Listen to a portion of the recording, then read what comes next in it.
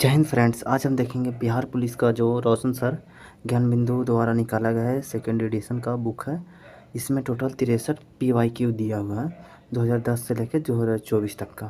तो इसका आज हम देखेंगे चौथा सेट देखेंगे। इससे पहले का सेट हो चुका है तो आप डिस्क्रिप्शन में लिंक दिया है वहाँ से जाके देख सकते हैं।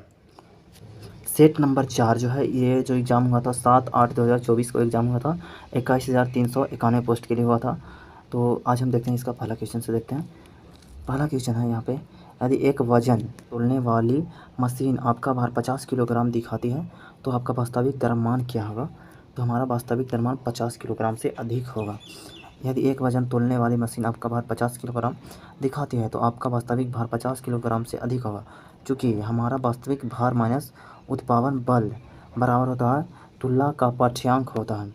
यहाँ पे द्रव्यमान मतलब मास एवं भार वेट के बीच अंतर निम्न है। यहाँ पे द्रव्यमान का मान हर जगह एक जैसा होता है चाहे इसका मापन कहीं भी किया जाए। भार एक बल है जो गुरुत्वाकर्षण के कारण द्रव्यमान पर प्रभाव डालता है। अगला क्वेश्चन दूसरा नंबर, एक स्थिर इलेक्ट्रॉन पर एक प्रबल चुंबकीय क्षेत्र आरोपित किया जाता है तब यहाँ पे हो जाएगा इलेक्ट्रॉन स्थिर रहता है। ऑप्शन सी आंसर हो जाएगा इलेक्ट्रॉन स्थिर रहता है। एक स्थिर इलेक्ट्रॉन पर एक प्रबल चुंबकीय क्षेत्र आरोपित किया जाता है तब इलेक्ट्रॉन स्थिर रहता है। जब एक स्थिर इलेक्ट्रॉन पर एक प्रबल चुंबकीय क्षेत्र आरोपित किया जाता है तब चुंबकीय क्षेत्र इलेक्ट्रॉन पर कोई प्रभाव नहीं डालता है क्योंकि चुंबकीय बल केवल गतिशील आवेशों पर कार्य करता है। चूँकि इलेक्ट्रॉन स्थिर है अतः इस पर चुंबकीय बल कार्य नहीं करता है। यदि इलेक्ट्रॉन गति कर रहा है तो चुंबकीय बल उसकी दिशा को बदल सकता है। अगला तीसरा नंबर क्वेश्चन, यहाँ पे मिलान करना है, स्तंभ ए को बी से मिलान करना है। यहाँ पे पिच जो हो जाएगा और डेसिबल में मापा जाता है। यहाँ पे डीबी। प्रबलता जो है यहाँ पे वो हर्ट्ज हो जाएगा इसको, और हो जाएगा यहाँ पे प्रतिध्वनि हो जाएगा, ये हो जाएगा ध्वनि का परावर्तन है। यहाँ पे चिकित्सा में ध्वनि का उपयोग होता है स्टेथोस्कोप द्वारा। ऑप्शन इसका ए आंसर हो जाएगा। यहाँ पे इसका देखते हैं व्याख्या। यहाँ पे पिच मतलब कि तरत्व है ध्वनि का पिच उसकी आवृत्ति पर निर्भर करता है। जैसे जैसे ध्वनि स्रोत की आवृत्ति बढ़ती जाती है वैसे वैसे उत्पन्न ध्वनि का तरत्व बढ़ता जाता है। पिच की आवृत्ति का ऐसा मात्रक हर्ज होता है। प्रबलता ध्वनि का वह गुण है जिसके आधार पर कोई ध्वनि कान को धीमा या तेज सुनाई पड़ती है। ध्वनि की प्रबलता डेसिबल में मापी जाती है। अब देखें प्रतिध्वनि मतलब इको। ध्वनि के परावर्तन के कारण मूल ध्वनि के कुछ क्षणों बाद सुनाई देने वाली उसकी प्रतिलिपि को प्रतिध्वनि कहते हैं। हमारे मस्तिष्क में ध्वनि की संवेदना लगभग 0.1 सेकेंड तक बनी रहती है। अतः स्पष्ट प्रतिध्वनि सुनने के लिए मूल ध्वनि तथा परावर्तित ध्वनि के बीच कम से कम 0.1 सेकेंड का समय अंतराल होना चाहिए। अब देखते हैं स्टेथोस्कोप एक चिकित्सा यंत्र है जिसका उपयोग डॉक्टरों द्वारा शरीर के अंदर मुख्यतः हृदय तथा फेफड़े में उत्पन्न होने वाली ध्वनि को सुनने में काम में लाया जाता है। स्टेथोस्कोप में रोगी के हृदय की धड़कन की ध्वनि बार बार परावर्तन के कारण डॉक्टरों के कानों तक पहुंचता है।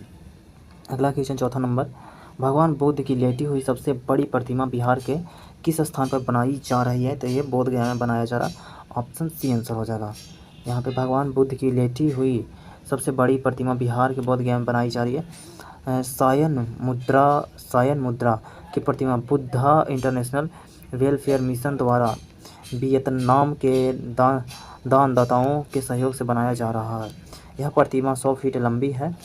बुद्ध की प्रथम मूर्ति संभवतः मथुरा कला में बनी थी, लेकिन सर्वाधिक बुद्ध मूर्तियों का निर्माण गांधार शैली में किया गया है। भारत में पहली बार बुद्ध की मानव प्रतिमा के रूप में पूजा हुई। आगे देखते हैं कुषाण काल में ही बुद्ध की खड़ी एवं बैठी हुई स्थिति में प्रतिमा का निर्माण हुआ। अगला क्वेश्चन 5वां नंबर है, बिहार राज्य मानव अधिकार आयोग की स्थापना किस वर्ष की गई थी। तो ये किया गया था वर्ष 2000 में। ऑप्शन ही हो जाएगा आंसर। बिहार राज्य में मानवाधिकार आयोग की स्थापना 3 जनवरी 2000 को की गई। इसका औपचारिक गठन 25 जून 2008 को किया गया था। इसका गठन मानवाधिकार संरक्षण अधिनियम 1993 के तहत की गई थी। मानवाधिकार आयोग मानवाधिकारों का रक्षक है। यह एक स्वशासी उच्च शक्ति प्राप्त संस्था है जिसे मानवाधिकार संरक्षण अधिनियम 1993 के अधिकार एवं शक्तियाँ प्राप्त है। वर्तमान समय में पटना उच्च न्यायालय के सेवानिवृत्त न्यायाधीश अनंत मनोहर वद्दर को बिहार मानवाधिकार आयोग का अध्यक्ष नियुक्त किया गया है।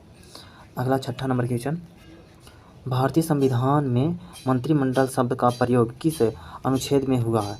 तो ये हुआ अनुच्छेद 352 के क्लॉज 3 में हुआ। ऑप्शन ए आंसर हो जाएगा। अनुच्छेद 352 के क्लॉज 3 में उल्लेखित है कि अनुच्छेद 352(1) के तहत राष्ट्रपति आपातकाल की उद्घोषणा तब तक नहीं करेगा जब तक संघ के मंत्रिमंडल द्वारा इसे लिखित रूप से आपातकाल की उद्घोषणा करने के लिए न कहा जाए। अनुच्छेद 350 के ए प्राथमिक स्तर पर मातृभाषा में शिक्षा की सुविधाएं देने से संबंधित है। अनुच्छेद 72 राष्ट्रपति की क्षमादान शक्ति से संबंधित है। अनुच्छेद 74 है राष्ट्रपति को सहायता और सलाह देने के लिए मंत्रिपरिषद से संबंधित है। अनुच्छेद 74 में वर्णित है कि राष्ट्रपति को सहायता और सलाह देने के लिए एक मंत्रिपरिषद होगी जिसका प्रधानमंत्री होगा और राष्ट्रपति अपने कृत्यों का प्रयोग करने में ऐसी सलाह के अनुसार कार्य करेगा जो मंत्रिपरिषद दे। अगला क्वेश्चन, मोरबी बांध किस नदी पर स्थित है? तो ये है मच्छू नदी पर स्थित है। ऑप्शन ए हो जाएगा आंसर इसका। मोरबी बांध गुजरात राज्य में मच्छू नदी पर है। मोरबी हो जाएगा। मोरबी है जो है वो सिरेमिक और दीवार घड़ी उद्योग का केंद्र है। 30 अक्टूबर 2022 को मोरबी पुल हादसा हुआ था जिसमें लगभग 141 लोगों की मृत्यु हो गई थी। कोसी नदी, इसे बिहार का शोक के नाम से जाना जाता है। इस नदी में बाढ़ से बिहार में भयंकर तबाही होती है। यह नदी नेपाल से निकलती है। बिहार के कटिहार जिले में कुर्सेला के पास कोसी नदी गंगा में मिलती है, कुर्सेला के पास। अगला क्वेश्चन देखते हैं, क्वेश्चन नंबर 8, C3H8 किस समजातीय श्रृंखला से संबंधित है? ये संबंधित है एल्केन्स से संबंधित है। ऑप्शन सी आंसर हो जाएगा यहाँ पे। कार्बनिक यौगिक के समूह अथवा ऐसी श्रेणी जिसमें एक विशिष्ट क्रियात्मक समूह हो समजातीय या समजातीय मतलब होमोलोगस कहलाता है। जैसे CH4 मीथेन हो जाएगा, C2H6 एथेन, C3H8 हो जाएगा प्रोपेन, हो जाएगा C4H10 ब्यूटेन आदि सीधी श्रृंखला एल्केन समूह से संबंधित है। अगला क्वेश्चन, अधिक ऊंचाई पर द्रवों का क्वथनांक, अधिक ऊंचाई पर जाएंगे तो द्रवों का क्वथनांक गिरता है मतलब घटेगा। ऑप्शन ए हो जाएगा आंसर। अधिक ऊंचाई पर द्रवों का क्वथनांक गिरता है। इसका कारण है कि ऊंचाई पर वायुमंडल दाब कम होता है। किसी द्रव का क्वथनांक वह ताप है जिस पर द्रव उबलने लगता है। एक समान नियम के रूप में प्रत्येक 540 फीट के ऊंचाई पर क्वथनांक 1 डिग्री फ़ारेनहाइट कम होती है। ऊंचाई बढ़ने के साथ पानी के क्वथनांक कम होने की वजह से पर्वतों पर खाना पकाने में ज़्यादा समय लगता है। जल का क्वथनांक होता है 100 डिग्री सेल्सियस होता है। द्रवों में घुलनशील अशुद्धियाँ मिलने पर इसका क्वथनांक बढ़ जाता है। दाब के बढ़ने से क्वथनांक का मान बढ़ जाता है और दाब घटने से क्वथनांक का मान घट जाता है। अगला क्वेश्चन 10वां नंबर, तेल एवं जल का मिश्रण पृथक किया जा सकता है। तो ये किया जा सकता है पृथक्करण कीप द्वारा। ऑप्शन ए हो जाएगा आंसर। तेल एवं जल के मिश्रण को पृथक्करण कीप विधि द्वारा पृथक किया जा सकता है। तेल एवं जल दोनों असमिश्रणीय होते हैं और घनत्व में अंतर के कारण अलग अलग परत बनाते हैं। तेल पानी से हल्का होने के कारण पानी पर तैरता रहता है। पृथक्करण कीप विधि, इसमें तेल और पानी डालने पर तेल ऊपर की परत में एवं पानी नीचे की परत में जमा हो जाता है। निचले हिस्से से पानी निकाला जा सकता है और फिर तेल को अलग किया जा सकता है। अगला क्वेश्चन, यूनानी इतिहासकार मेगास्थनीज और चीनी यात्री फाहियान ने निम्न में से किस स्थान के बारे में जीवंत विवरण दिया है? तो ये दिया है यहाँ पे हो जाएगा पाटलिपुत्र के बारे में। ऑप्शन सी आंसर हो जाएगा। यूनानी इतिहासकार मेगास्थनीज और चीनी यात्री फाहियान ने पाटलिपुत्र के बारे में जीवंत विवरण दिया है। मेगास्थनीज यूनानी शासक सेल्यूकस निकेटर का दूत था, जो 315 ईसा पूर्व में चंद्रगुप्त मौर्य के दरबार में पाटलिपुत्र आया। इसने तत्कालीन मौर्य साम्राज्य तथा पाटलिपुत्र नगर का वर्णन अपनी पुस्तक इंडिका में किया तथा पाटलिपुत्र को पोलीवोर्था कहा।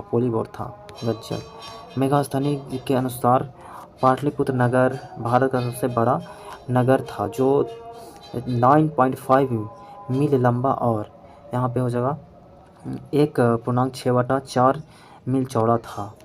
फाहियान एक चीनी यात्री था जो चंद्रगुप्त द्वितीय के शासनकाल में बौद्ध धर्म ग्रंथों की खोज में भारत आया था। यह आया था 399 से 411 ईस्वी में आया था। इसने वैशाली तथा पाटलिपुत्र की यात्रा की। इसका यात्रा वृत्तांत फोकयो की है।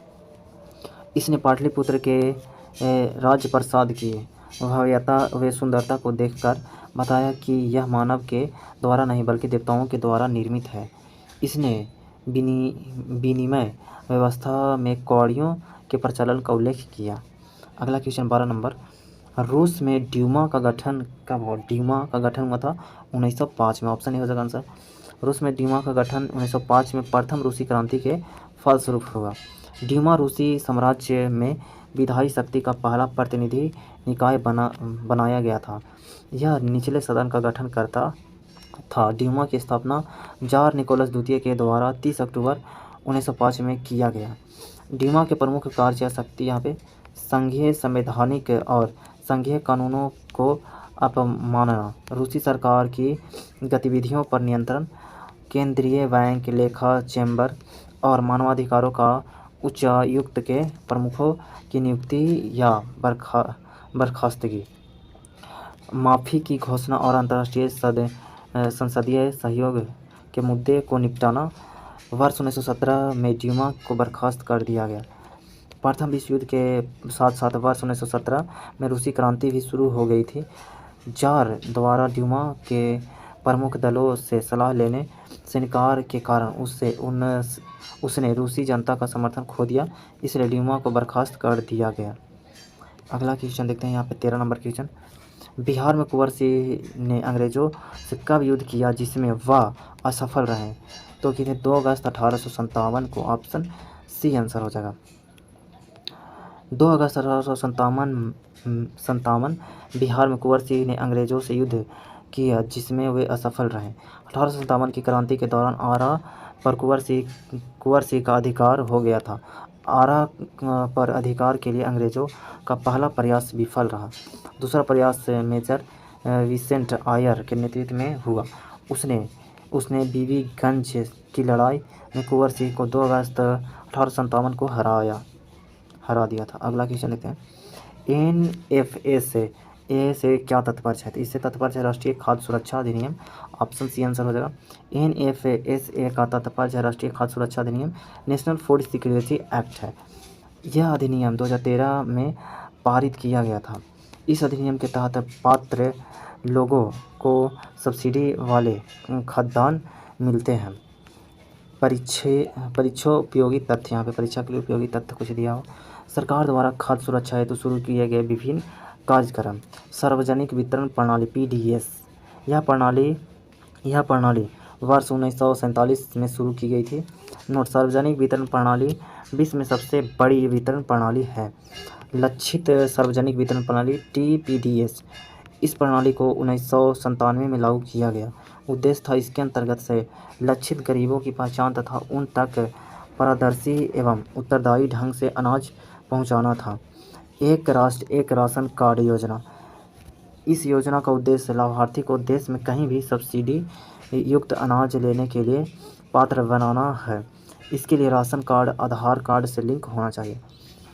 अंत्योदय अन्न योजना 25 दिसंबर 2020 को आया था। प्रधानमंत्री यहाँ पे पोषण अन्न योजना जो है वो मध्य भोजन योजना की शुरुआत 1995 में केंद्र सरकार द्वारा की गई थी, जिसका नाम 2022 में बदलकर प्रधानमंत्री पोषण अन्न योजना कर दिया गया।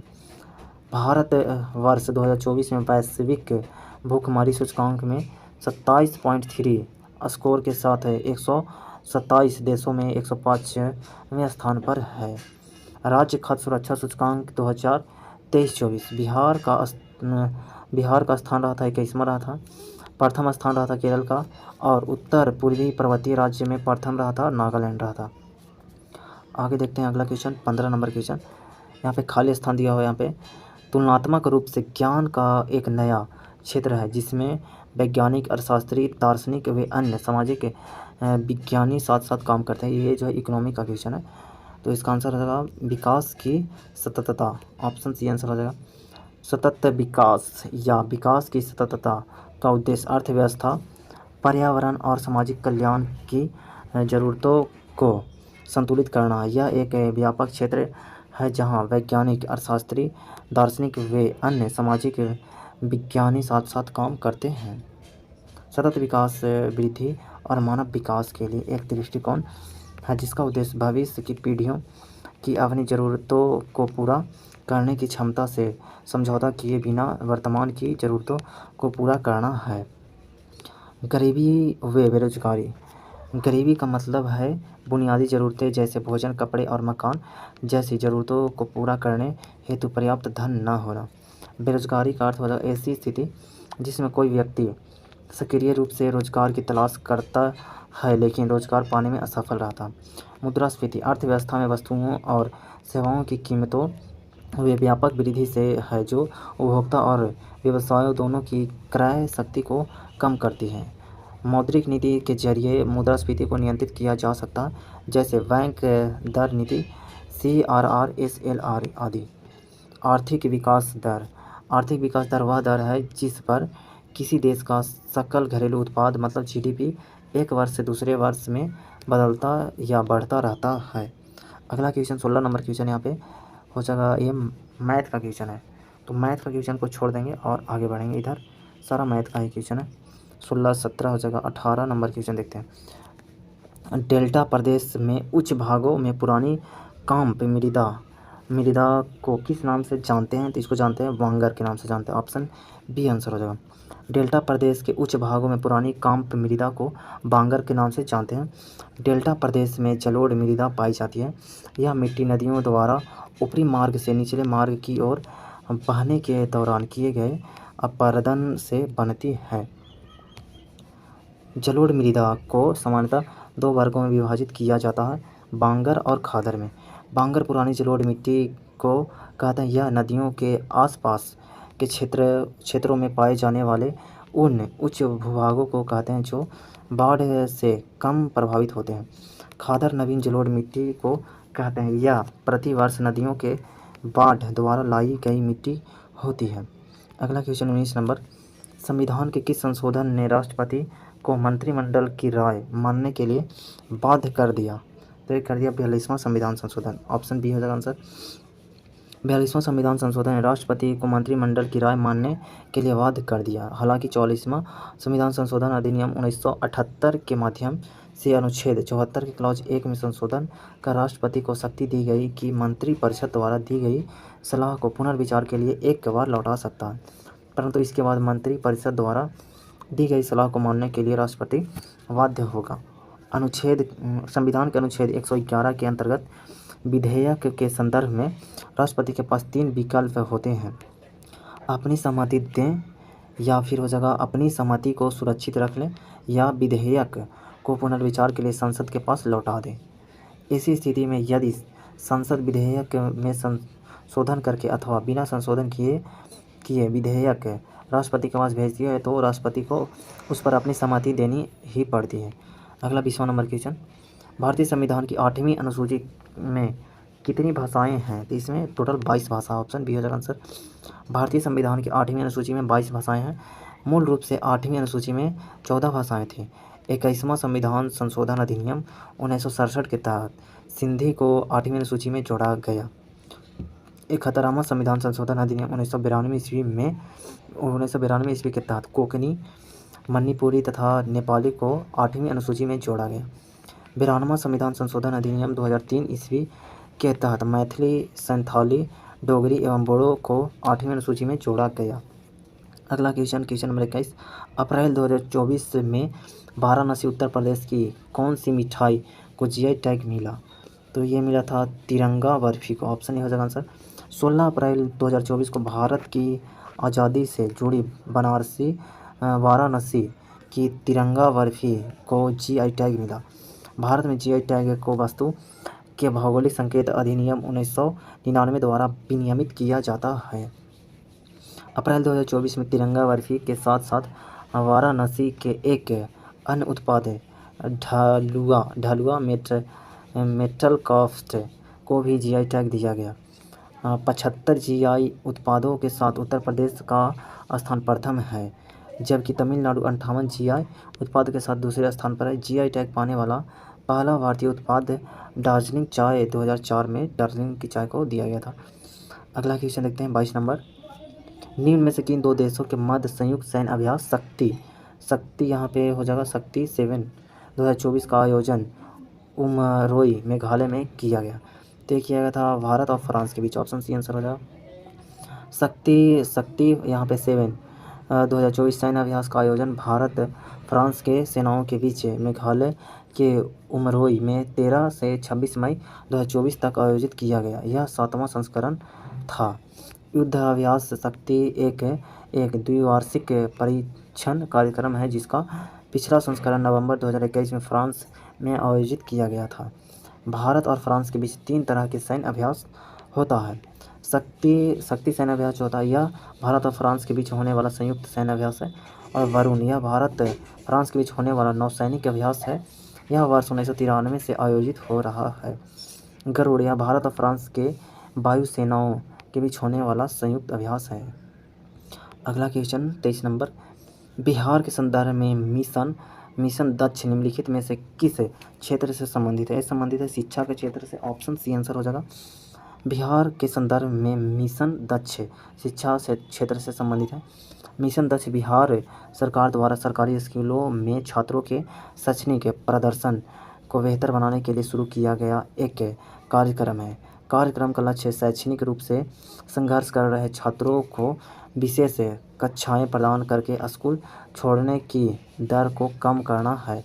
यह कार्यक्रम 1 दिसंबर 2023 को शुरू किया गया। इस कार्यक्रम में कक्षा 3 से 8 तक के लगभग 25 लाख विद्यार्थी को शामिल करना है। इस कार्यक्रम का उद्देश्य प्रति शिक्षक छात्रों की संख्या 5 तक सीमित करके छात्रों पर व्यक्तिगत ध्यान देना है। यदि पर्याप्त शिक्षक नहीं है तो मदद के लिए हाई स्कूलों के शिक्षकों को बुलाया जा सकता है। कार्यक्रम में दोपहर के भोजन के बाद हिंदी, गणित और अंग्रेजी की विशेष कक्षाएं शामिल है। राज्य भर में 60,000 से अधिक स्कूलों में कक्षाएं अपराह्न 3:30 मतलब 3:30 से 4:15 बजे के बीच आयोजित की जाती है। जिला मजिस्ट्रेट के नेतृत्व में जिलावार निगरानी समितियां कार्यक्रम के कार्यान्वयन की निगरानी करेगी। अगला क्वेश्चन देखते हैं यहाँ पे 24 नंबर क्वेश्चन इंग्लिश का है, तो इंग्लिश का क्वेश्चन को छोड़ देंगे और देखते हैं 25 नंबर क्वेश्चन देखते हैं। हम्मुराबी की विधि संहिता किस सभ्यता की देन है? ये हो जाएगा बेबीलोनिया के हो जाएगा। ऑप्शन सी आंसर होगा। हम्मुराबी की विधि संहिता बेबीलोनिया की सभ्यता की देन है। हम्मुराबी संहिता 282 कानूनों का एक समूह था, जिसे बेबीलोन के राजा हम्मुराबी ने पत्थर पर खुदवाया था।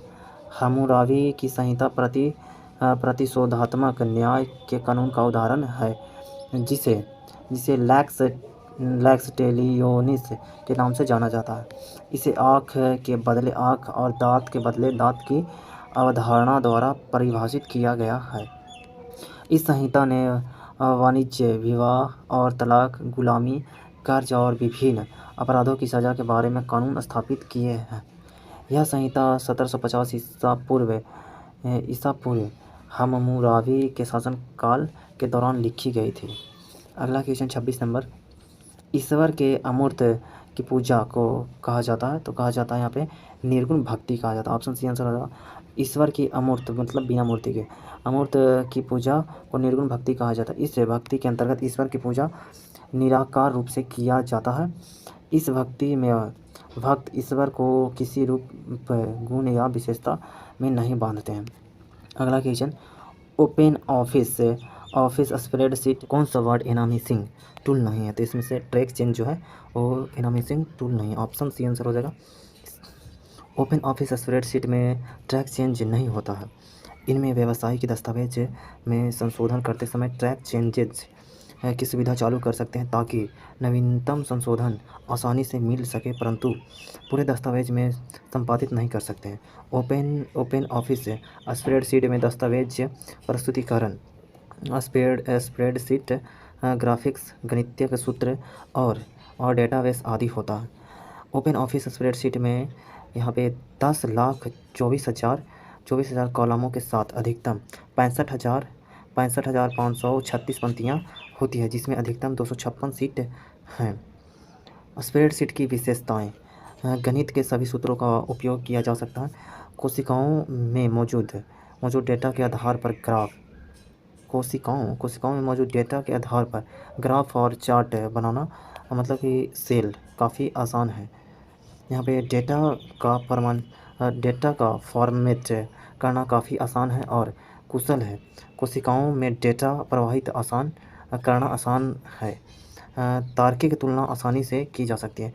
यहाँ पे कोशिका का मतलब होना चाहिए था, यहाँ पे सेल में डाटा प्रविष्ट करना आसान है, ये होना चाहिए था। यहाँ भी होता सेल में मौजूद डेटा के आधार पर यहाँ पे होना चाहिए था, कोशिका लिख दिया। अगला क्वेश्चन देखते हैं। कंप्यूटर प्रोग्राम या सॉफ्टवेयर को बिना लाइसेंस और अनाधिकृत प्राप्तियों का उपयोग या वितरण करना कहलाता है। एक कहलाता है सॉफ्टवेयर पायरेसी कहलाता है, सॉफ्टवेयर पायरेसी। ऑप्शन ही हो जाएगा आंसर। कंप्यूटर प्रोग्राम या सॉफ्टवेयर को बिना लाइसेंस और अनाधिकृत पंक्तियों का उपयोग या वितरण करना सॉफ्टवेयर पायरेसी कहलाता है। सॉफ्टवेयर पायरेसी सॉफ्टवेयर की अवैध नकल, साझाकरण, बिक्री या उपयोग, वितरण है, चाहे वह जानबूझकर हो या नहीं। हैकिंग उन गतिविधियों को संदर्भित करता है जो कंप्यूटर, स्मार्टफोन, टैबलेट और या यहाँ तक कि पूरे नेटवर्क जैसे डिजिटल उपकरणों में समझौता करना चाहते हैं। ऑनलाइन प्रेडेटिंग में ऑनलाइन प्रेडेस ऐसे इंटरनेट उपयोगकर्ता जो बच्चों एवं किशोरों का यौन एवं हिंसक प्रयोजनों के लिए शोषण करते हैं। प्रत्येक इसके तहत ग्रूमिंग, यौन गतिविधियां में लगाना, सामग्री एवं चित्रों का अवांछित प्रदर्शन, ऑनलाइन उत्पीड़न, जोखिम या भय की धमकियां इत्यादि। ऑनलाइन स्कैम, इसके तहत इंटरनेट का उपयोग करके वित्तीय लाभ हेतु या धोखा देने के उद्देश्य से प्रयोग किया जाता है। ऑनलाइन फ्रॉड कई तरह के होते हैं, जैसे कि ऑनलाइन घोटाला, स्पैम, पहचान की चोरी हो जगह, पहचान धोखा, खाते से ऑनलाइन उत्पाद खरीदना, चेन लेटर इत्यादि शामिल हैं। आगे देखते हैं 29 नंबर क्वेश्चन। मानव को अंतरिक्ष में भेजे जाने वाले भारतीय महत्वाकांक्षी अभियान का नाम है, तो है गगनयान। ऑप्शन सी आंसर हो जाएगा। गगनयान मिशन भारत का पहला मानव अंतरिक्ष उड़ान मिशन है। इस मिशन का लक्ष्य अंतरिक्ष यात्रियों के एक दल को 3 दिवसीय मिशन के लिए पृथ्वी के चारों ओर 400 किलोमीटर की कक्षा में भेजा और फिर उन्हें सुरक्षित वापस लाना है। गगनयान मिशन के लिए इसरो के भरोसेमंद हैवी लिफ्ट लॉन्चर और LVM-3 को चुना गया है, जिसे मानव को ले जाने के लिए खास बनाया गया है और इसका नाम HLVM-3 रखा गया है। चंद्रयान 3 को भी इसरो के LVM-3 रॉकेट से लॉन्च किया गया था। प्रधानमंत्री मोदी ने फरवरी 2024 में गगनयान मिशन के लिए 4 अंतरिक्ष यात्रियों के नामों की घोषणा की। ग्रुप कैप्टन प्रशांत बालकृष्ण नायर, ग्रुप कैप्टन अजीत कृष्णन और ग्रुप कैप्टन अंगद प्रताप और जगह विंग कमांडर शुभांश शुक्ला। इसरो का महत्वाकांक्षी गगनयान मिशन 2026 के अंत तक लॉन्च होगा। अगला क्वेश्चन 30वां नंबर। निम्न में से कौन सा कोशिकांग आत्मघाती थैली के रूप में जाना जाता है, तो हो जाएगा लाइसोसोम। ऑप्शन डी हो जाएगा आंसर। लाइसोसोम को आत्मघाती थैली के रूप में जाना जाता है। यह बहुत से सूक्ष्म कोशिका अंग हैं जो छोटी छोटी पुटिकाओं के रूप में पाए जाते हैं। इसमें ऐसे एंजाइम्स होते हैं जिनमें जीव द्रव को भुला देने या नष्ट कर देने की क्षमता होती है।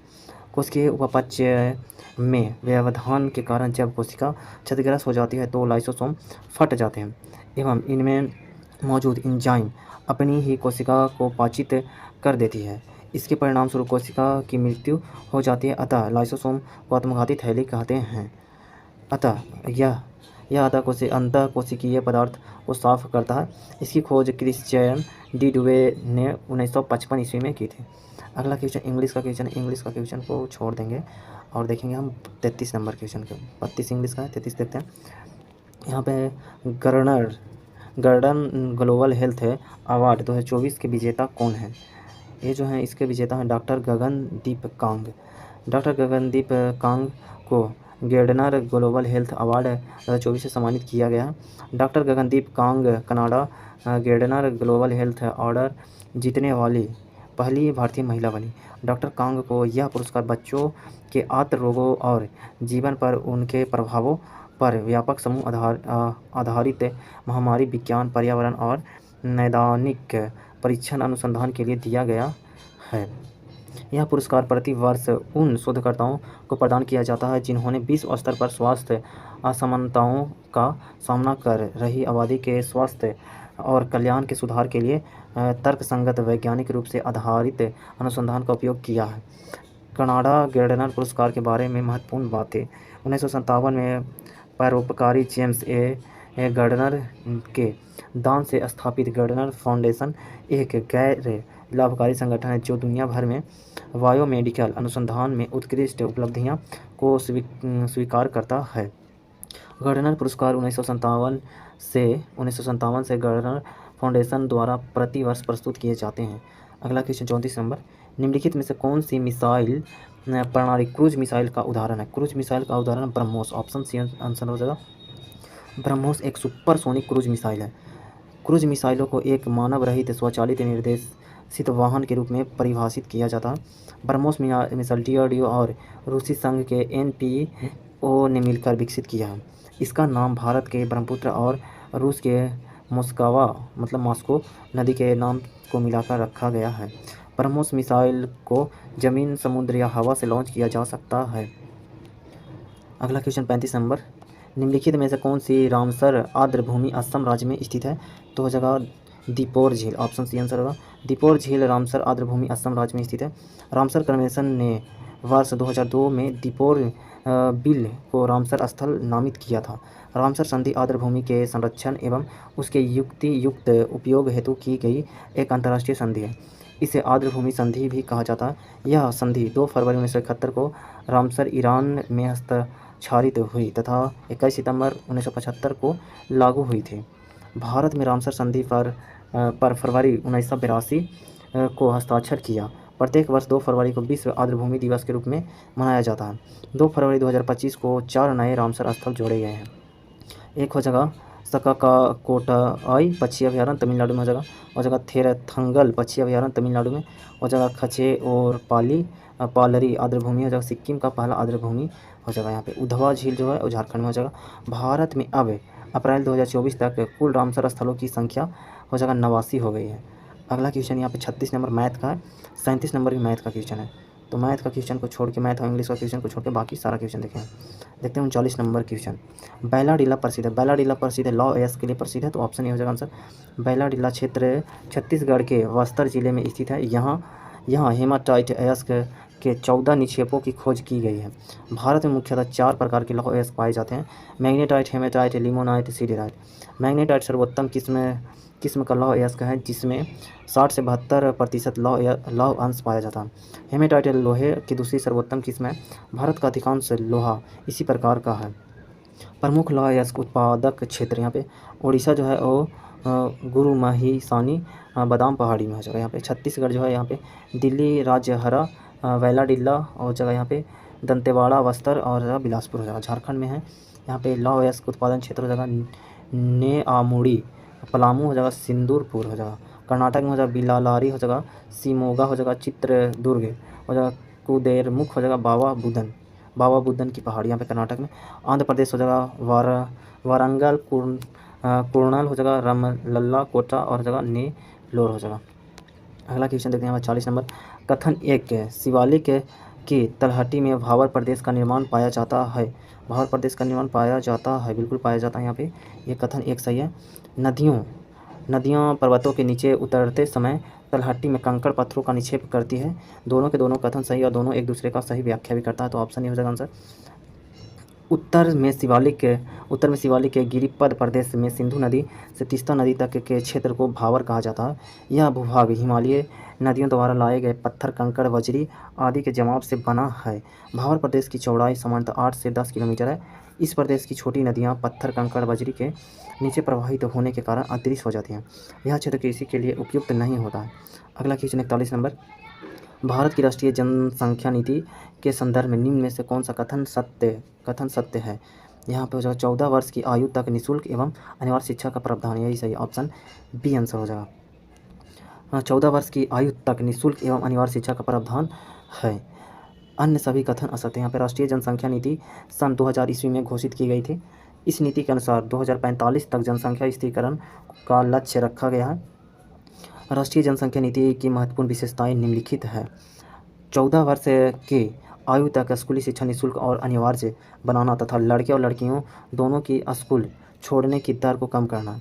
देश में शिशु मृत्यु दर को घटाकर प्रति 1000 जीवित जन्मों पर 30 से कम करना है। मातृ मृत्यु दर को प्रति 1 लाख जीवित जन्मों पर 100 से कम करना है। लड़कियों की देर से शादी को प्रोत्साहित करना है। 80% संस्थागत प्रसव तथा 100% परिशिक्षित व्यक्तियों द्वारा प्रसव करना आदि, ये सब लक्ष्य रखा गया। अगला क्वेश्चन 42 नंबर, भारत में ऊनी वस्त्र उद्योग का प्रारंभ किस वर्ष हुआ। तो ये हुआ था वर्ष 1876 में, ऑप्शन बी हो जाएगा आंसर। भारत ऊनी वस्त्र उद्योग का प्रारंभ 1876 ईस्वी में कानपुर से हुई थी। इसका नाम ब्रिटिश ईस्ट इंडिया कॉरपोरेशन था। भारत में ऊनी वस्त्र की दूसरी मिल वर्ष 1881 में धारीवाल पंजाब में स्थापित की गई थी। ऊनी वस्त्र उद्योग के प्रमुख केंद्र यहाँ पे पंजाब, धारीवाल, अमृतसर, लुधियाना, चंडीगढ़ हो जाएगा, और महाराष्ट्र में हो जाएगा मुंबई, ठाणे हो जाएगा, और जगह जलगांव, अंबरनाथ हो जाएगा, और हो जाएगा अमलानेर हो जाएगा, अमलानेर। उत्तर प्रदेश में कानपुर हो जाएगा, मोदी नगर हो जाएगा, और हो जाएगा यहाँ पे शाहजहाँपुर हो जाएगा, मिर्ज़ापुर हो जाएगा, भदोही। सूती वस्त्र उद्योग की स्थापना 1818 ईस्वी में हुई। भारत में उर्वरक उद्योग की शुरुआत 1906 में तमिलनाडु के रानीपेट में हुई थी। यहाँ शिलोंग सुपर फास्फेट SSP की पहली विनिर्माण इकाई स्थापित की गई थी। भारत की पहली औद्योगिक नीति 6 अप्रैल 1948 को तत्कालीन उद्योग तथा वाणिज्य मंत्री डॉक्टर श्याम प्रसाद मुखर्जी द्वारा जारी की गई। औद्योगिक नीति 1991 तत्कालीन प्रधानमंत्री PV नरसिम्हा राव के नेतृत्व में 24 जुलाई 1991 को लोकसभा में उद्योग राज्य मंत्री श्री PK कुरियन ने औद्योगिक नीति 1991 की घोषणा की। नई औद्योगिक नीति द्वारा देश में वृहद आर्थिक सुधारों की एक प्रक्रिया की शुरुआत की गई। इस नीति के तहत भारत ने LPG नीति को अपनाया। LPG मतलब वो वाला लिक्विड पेट्रोलियम गैस नहीं हुआ। LPG मतलब लिबरलाइजेशन, प्राइवेटाइजेशन और ग्लोबलाइजेशन हो जाएगा, मतलब उदारीकरण, निजीकरण और वैश्वीकरण हो जाएगा। अगला क्वेश्चन देखते हैं, भारत में उद्योगों का वार्षिक सर्वेक्षण द्वारा किया गया। तो ये किया गया था सांख्यिकी एवं कार्यक्रम कार्यान्वयन मंत्रालय द्वारा, ऑप्शन बी हो जाएगा आंसर। भारत में उद्योगों का वार्षिक सर्वेक्षण सांख्यिकी एवं कार्यक्रम कार्यान्वयन मंत्रालय द्वारा किया जाता है। इसका गठन वर्ष 1999 में एक स्वतंत्र मंत्रालय के रूप में हुआ। केंद्रीय सांख्यिकी कार्यालय CSO भारत सरकार का एक संगठन है। इसका मुख्यालय दिल्ली में है और इसकी एक शाखा कोलकाता में है। CSO की स्थापना 2 मई 1991 को मंत्रिपरिषद सचिवालय के अधीन की गई थी। राष्ट्रीय प्रतिदर्श सर्वेक्षण संगठन भारत के सांख्यिकी मंत्रालय के अधीन एक संगठन है। यह भारत का सामाजिक आर्थिक सर्वेक्षण करने वाला सबसे बड़ा संगठन है। इसकी स्थापना 1950 में की गई थी। अगला क्वेश्चन यहाँ पे कथन दिए गए हैं। यहाँ पे तो इन्वेंट्री को निवेश के रूप में देखा जाता है, बिल्कुल सही है। इन्वेंट्री को निवेश के रूप में देखा जाता है। पूंजी के स्टॉक में वृद्धि होता है, बिल्कुल। इन्वेंट्री में परिवर्तन निवेश होता है, बिल्कुल सही है। ये सभी सही हो जाएगा, 1 2 3 सभी सही, ऑप्शन डी आंसर हो जाएगा। किसी दिए गए वर्ष में उत्पादित वस्तुओं और बेची गई वस्तुओं के बीच के अंतर को इन्वेंट्री निवेश कहा जाता है। इन्वेंट्री निवेश बराबर उत्पादन माइनस बिक्री होता है। पूंजी स्टॉक में वृद्धि सकल निवेश की राशि के बराबर होती है। पूंजी स्टॉक किसी कंपनी के पास मौजूद शेयरों की राशि है। यदि प्रति इकाई समय उत्पादन प्रति इकाई समय बिक्री से अधिक है तो प्रति इकाई समय इन्वेंट्री का स्टॉक शुरुआत की तुलना में अधिक होगा। इन्वेंट्री में बदलाव को एक निवेश के रूप में माना जाता है, क्योंकि यह उस राशि का प्रतिनिधित्व करता है जिसे फर्म ने अपनी इन्वेंट्री में वाधा है। वन था। अगला क्वेश्चन 45 नंबर, जनवरी 2015 में भारत में राष्ट्रीय आय का सर्वाधिक चर्चित माप है, तो था बाजार कीमतों पर सकल जोड़ा गया मूल्य। ऑप्शन ए हो जाएगा आंसर। जनवरी 2015 से भारत में राष्ट्रीय आय का सर्वाधिक चर्चित माप बाजार कीमत पर सकल मूल्यवर्धन मतलब ग्रोस वैल्यू एडेड है। वित्तीय वर्ष 2015-16 में सकल मूल्यवर्धन जीवीए की अवधारणा की शुरू किया गया। सकल मूल्यवर्धन ग्रोस वैल्यू एडेड किसी देश की अर्थव्यवस्था में सभी क्षेत्रों या प्राथमिक क्षेत्र, द्वितीय क्षेत्र और तृतीय क्षेत्र द्वारा किया गया कुल अंतिम वस्तुओं एवं सेवाओं के उत्पादन का मौद्रिक मूल्य होता है। बाजार कीमत पर सकल मूल्य GVAMP बराबर होता है यहाँ पे प्राथमिक क्षेत्र में सभी उत्पादक इकाइयों एवं उद्यमियों द्वारा की गई सकल मूल्य वृद्धि प्लस द्वितीय क्षेत्र में सभी उत्पादक इकाइयों एवं उद्यमियों द्वारा की गई सकल मूल्य वृद्धि प्लस तृतीय क्षेत्र में सभी उत्पादक इकाइयों एवं उद्यमियों द्वारा की गई सकल मूल्य वृद्धि हो जाएगा। यहाँ पे बाजार कीमत पर शुद्ध घरेलू उत्पाद NDP-MP बराबर होगा बाजार कीमत पर सकल मूल्य वृद्धि माइनस हो जाएगा मूल्यह्रास हो जाएगा। 46 नंबर क्वेश्चन देखते हैं, निम्नलिखित में से पुल्लिंग शब्द कौन है? इसमें से पुल्लिंग शब्द जो है दही पुल्लिंग शब्द है। ऑप्शन डी आंसर हो जाएगा दही। ई जो है ई ऐसा ई जो लिखा जाता है, ई की मात्रा वाले शब्द अक्सर स्त्रीलिंग होते हैं, परंतु इसका अपवाद घी, मोती, दही, पानी इत्यादि पुल्लिंग है। घी, मोती, दही, पानी, इसको याद रखें। घी, दही, पानी, मोती जो है ई मात्रा वाले शब्द है, लेकिन वो स्त्रीलिंग है, स्त्रीलिंग नहीं हो जाएगा, ये पुल्लिंग हो जाएगा। जिन शब्दों से पुल्लिंग जाति का बोध होता है उन्हें पुल्लिंग शब्द कहते हैं, जैसे कि पिता, भाई, लड़का, पेड़, शिव, हनुमान, बैल इत्यादि। अगला क्वेश्चन 47 नंबर 48 नंबर ये सब यहाँ पे इंग्लिश का क्वेश्चन है। तो देखते हैं 49 नंबर क्वेश्चन को। नीचे दी गई आकृति को देखकर ध्यान कीजिए, ये बैक्टीरिया दिया हुआ है, यहाँ पे इसका प्रकार पहचानना है। तो ये जो है वो है स्ट्रेप्टोकोकस प्रकार का बैक्टीरिया। ऑप्शन डी आंसर हो जाएगा, यहाँ पे डी आंसर हो जाएगा इसका। स्वर सोना बैक्टीरिया 1 ग्राम पॉजिटिव बैक्टीरिया का वंश है। यह क्लास्ट्रीडिएसी परिवार का हिस्सा है। स्वर सोना बैक्टीरिया का आकार घनाकार होता है। स्टेफिलोकोकस बैक्टीरिया भी 1 ग्राम पॉजिटिव बैक्टीरिया है। यह अंगूर के गुच्छे की तरह दिखता है। यह त्वचा, खाद्य संक्रमण आदि का कारण बन सकता है। और अस्पाइरिलियम बैक्टीरिया की आकृति सर्पिल या घुमावदार होती है, इसीलिए इस जीवाणु को सर्पिल बैक्टीरिया कहते हैं। यह बैक्टीरिया जलीय वातावरण में पाया जाता है। स्ट्रेप्टोकोकस 1 ग्राम पॉजिटिव बैक्टीरिया है। इसके संक्रमण से स्टेप्थ्रो निमोनिया, मूत्र मार्ग में संक्रमण, त्वचा संक्रमण आदि शामिल है। अगला क्वेश्चन 50 नंबर क्वेश्चन है यहाँ पे बायोलॉजी का। यदि एक संकरण में कैपिटल E और कैपिटल G फूले हुए एवं हरे रंग के पांड का प्रतिनिधित्व करता है और स्मॉल i और स्मॉल g संकुचित वह पीले रंग के पांड का प्रतिनिधित्व करता है, तो वो पौधे के TIGG आनुवंशिक रचना वाले हैं। उनका पांड जो हो जाएगा यहाँ पे संकुचित हुए पीला हो जाएगा। ऑप्शन बी हो जाएगा आंसर। यहाँ पे E और G ये जिन फूले हुए E और हरे रंग G के फली का प्रतिनिधित्व करते हैं, और स्मॉल i और स्मॉल g ये जिन संकुचित i और पीले रंग G के फली का प्रतिनिधित्व करते हैं। यहाँ पे TIGG इस आनुवंशिक रचना वाले पौधे का फली संकुचित और पीला रंग का पांडा होगा।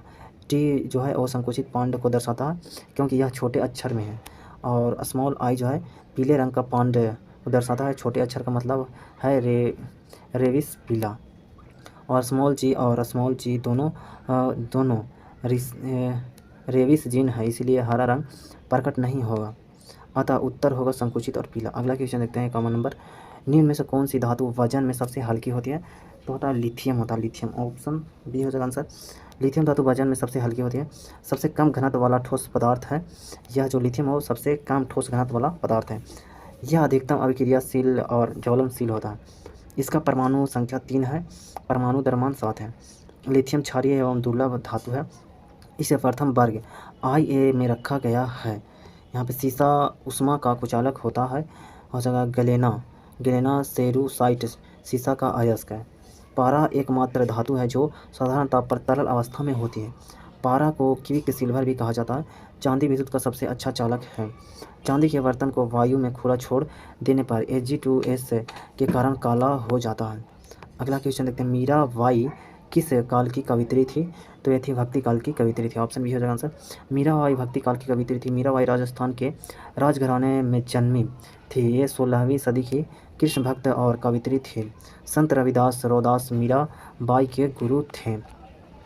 हिंदी साहित्य के इतिहासकार को 4 युग काल में विभाजित किया गया है। यहाँ पे आदिकाल में हो जाएगा, इसमें हो जाएगा प्रमुख कवि चंद्रदाई जगनिक हो जाएंगे। यहाँ पे हो जाएगा भक्तिकाल। भक्तिकाल प्रमुख कवि कवित्री तुलसीदास सूरदास मीराबाई कबीरदास रौदास तथा मलिक मोहम्मद जायसी, ये सब हुए थे भक्तिकाल में। रीतिकाल जो हो जाएगा प्रमुख कवि कवित्री हो जाएंगे बिहारी हो जाएगा केशव दास घनानंद। आधुनिक काल प्रमुख कवि कवित्री आधुनिक काल के हो जाएंगे यहाँ पे भरतेंदु हरिश्चंद्र हो जाएंगे। महावीर प्रसाद द्विवेदी हो जाएंगे यहाँ पे। मैथिली शरण गुप्त महादेवी वर्मा आदि। 1929 में आचार्य रामचंद्र शुक्ल ने हिंदी साहित्य का इतिहास ग्रंथ लिखा। अगला क्वेश्चन 53 नंबर। श्वेत क्रांति निम्नलिखित में से किसके अधिक उत्पादन से संबंधित है? तो दूध के उत्पादन से संबंधित है। ऑप्शन सी आंसर हो जाएगा। श्वेत क्रांति मतलब हो जाएगा इस ऑपरेशन फ्लड, दूध के अधिक उत्पादन से संबंधित है। इसकी शुरुआत 1970 में डॉक्टर वर्गीज कुरियन के द्वारा किया गया। प्रमुख कृषि कृतियाँ। हरित क्रांति खाद्यान्न उत्पादन। पीली क्रांति जो संबंधित है वो तिलहन उत्पादन से संबंधित है। भूरी क्रांति हो जाएगा उर्वरक उत्पादन से। बादामी क्रांति मसाला उत्पादन से। सुनहरी क्रांति फल उत्पादन या शहद या बागवानी उत्पादन से है संबंधित। स्वर्ण क्रांति जो हो जाएगा बागवानी उत्पादन से संबंधित है। अगला क्वेश्चन 54 नंबर इंग्लिश का। तो देखते हैं 55 नंबर क्वेश्चन। बिहार के कितने स्थलों को विश्व विरासत स्थल की सूची में शामिल किया गया है? तो टोटल 2 स्थलों को। ऑप्शन ए हो जाएगा आंसर। बिहार के 2 स्थलों को विश्व विरासत स्थल में शामिल किया गया है। एक हो जाएगा महाबोधि मंदिर हो जाएगा कम्प्लेक्स बोध गया को 2002 में यूनेस्को विश्व विरासत स्थल की सूची में शामिल किया गया। नालंदा महाविहार का पुरातात्विक स्थल नालंदा को 2016 में यूनेस्को विश्व विरासत स्थल की सूची में शामिल किया गया। वर्ष 2010 में संसद द्वारा पारित नालंदा विश्वविद्यालय अधिनियम के द्वारा राज्य में नालंदा विश्वविद्यालय की पुनर्स्थापना का कार्य किया गया, जहां 2014 से शैक्षणिक सत्र प्रारंभ हो गया। अगला क्वेश्चन देखते हैं, क्वेश्चन नंबर 56। बिहार प्रांतीय कांग्रेस कमेटी की स्थापना कब की गई थी? तो ये किया गया था वर्ष 1908 में। ऑप्शन सी आंसर हो जाएगा। सोनपुर मेला के अवसर पर नवाब सरफराज हुसैन खान की अध्यक्षता में 1908 ईस्वी में एक महत्वपूर्ण सभा हुई। इस सभा में बिहार प्रांतीय कांग्रेस कमेटी का गठन किया गया तथा इसका मुख्यालय पटना में स्थापित किया गया। बिहार प्रांतीय कांग्रेस कमेटी के प्रथम अध्यक्ष सैयद हसन इमाम तथा उपाध्यक्ष मजहरुल हक, नवाब सरफराज हुसैन, राय परमेश्वर नारायण मेहता, बहादुर बाबू कृष्ण सहाय थे। बिहार प्रांतीय सम्मेलन का पहला अधिवेशन पटना में सर अली इमाम की अध्यक्षता में 1908 में आरंभिक दिनों में संपन्न हुआ। बाबू दीप नारायण सिंह के प्रयत्नों से बिहार प्रांतीय सम्मेलन का दूसरा अधिवेशन भागलपुर में सच्चिदानंद सिन्हा की अध्यक्षता में अप्रैल 1909 में संपन्न हुआ। अगला क्वेश्चन देखते हैं, निम्नलिखित में से किस स्तूप में अजातशत्रु द्वारा बुद्ध की पूजा करने के साक्ष्य मिलते हैं? तो ये मिलता है भरहुत स्तूप में। ऑप्शन बी है आंसर।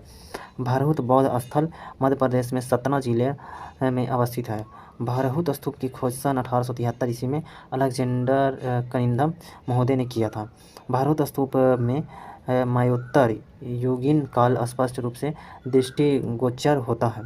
इस स्तूप में स्तंभों पर मगध का राजा अजातशत्रु तथा कौशल का राजा प्रसेनजीत को बुद्ध की पूजा करते हुए दिखाया गया है। अगला क्वेश्चन देखते हैं, पीटर मुंडी के अनुसार मुगल काल में सर्वश्रेष्ठ गवर्नर के रूप में बिहार का नेतृत्व किसने किया? तो यह था मिर्जा सैफी ने। ऑप्शन ए हो जाएगा आंसर। पीटर मुंडी जो वर्ष 1632 ईस्वी में पटना आए थे के अनुसार मिर्जा सैफी बिहार के सर्वश्रेष्ठ मुगल गवर्नर थे। अगला क्वेश्चन देखते हैं यहाँ पे और इसका डिस्कशन है। शाहजहां के सिंहासन पर बैठने के बाद खान ए आलम को बिहार का गवर्नर नियुक्त किया गया था। वह एक अकुशल गवर्नर था और 1 वर्ष के भीतर ही उसे पद से हटा दिया गया। मिर्जा सैफी ने खान ए आलम का स्थान लिया। अगला क्वेश्चन देखते हैं, बिहार में कुल कितनी जल विद्युत परियोजनाएँ चालू है? तो है 13। ऑप्शन डी आंसर हो जाएगा। बिहार में कुल 13 जल विद्युत परियोजनाएँ चालू है, जिनकी कुल उत्पादन क्षमता 54.3 मेगावाट है। वर्तमान में 11 जल विद्युत परियोजनाएँ प्रक्रियाधीन हैं, जिनकी उत्पादन क्षमता 9.3 मेगावाट है।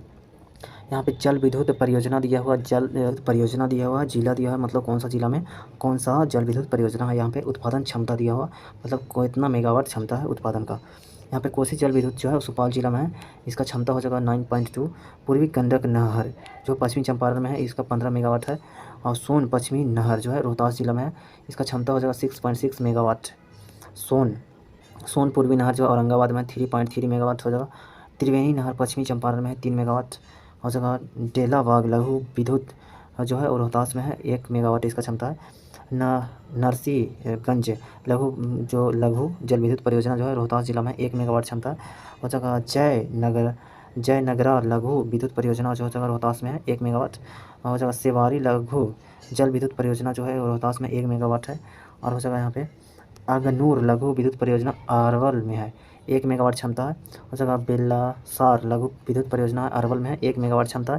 हो जाएगा सिरखिंडा जल विद्युत परियोजना रोहतास में 0.7 मेगावाट इसका क्षमता है मात्र।